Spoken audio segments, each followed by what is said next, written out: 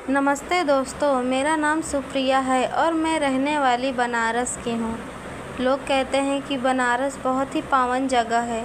लोग अपने पाप धुलने आते हैं, लेकिन गलत है दोस्तों। वही लोग अपने पाप धुलने आते हैं जो लोग गलत करते हैं, लेकिन उस पावन धरती पर जो रहता है उनके बारे में कोई कुछ नहीं जानता। यह कहानी मेरी है दोस्तों। मेरे खुद के सगे भाई ने मेरे साथ इतना गलत किया कि आपको बोलते हुए भी मुझे बहुत शर्म आ रही है। मैं ये सोच रही हूँ कि ये सब कुछ मैं आपको कैसे बताऊँ, लेकिन आज फिर भी मैं अपना दिल थाम कर आप लोगों से यह सारी बातें बताना चाहती हूँ, क्योंकि आप भी आगे जाकर सावधान रहें। गैरों पर भी नहीं, अपनों पर भी विश्वास ना ही करें तो बेहतर है। दोस्तों, मेरे पापा ने दो शादी की हुई थी। मेरी माँ बड़ी थी और जो दूसरी मम्मी थी उनसे उनको एक लड़का था। भले ही वो सौतेला भाई था, लेकिन मैं उससे अपने सगे भाई से भी ज़्यादा प्यार करती थी। उसकी छोटी छोटी ज़रूरतों को पूरा किया करती थी, लेकिन मैं ये नहीं जानती थी कि उसकी छोटी छोटी ज़रूरत पूरी करने के चक्कर में मुझे बहुत भारी कीमत चुकानी पड़ेगी। दोस्तों, वह अपने दिमाग में बदला सोच के बैठा था।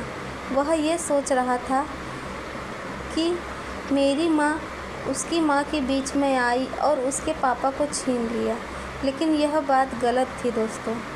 मेरी माँ की पहली शादी हुई थी मेरे पिताजी से, और मेरे पिताजी भी मेरी माँ से बहुत प्यार करते थे। वो तो लड़का ना होने की वजह से मेरे पापा ने दूसरी शादी कर ली थी।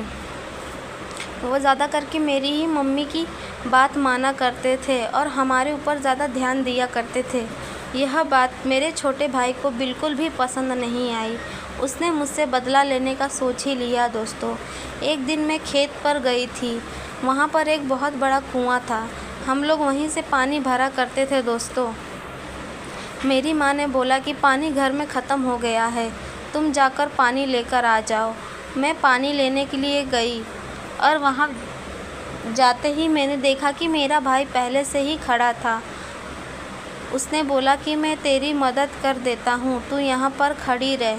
मैं वहाँ पर खड़ी रही। दोस्तों, वह पानी निकाल के मुझे दिया और बोला तू घर लेकर जा, लेकिन ऐसा कुछ भी नहीं हुआ। दोस्तों, इतनी गंदी हरकत उसने मेरे साथ की कि मैं बोलते हुए भी शर्मिंदगी महसूस हो रही है।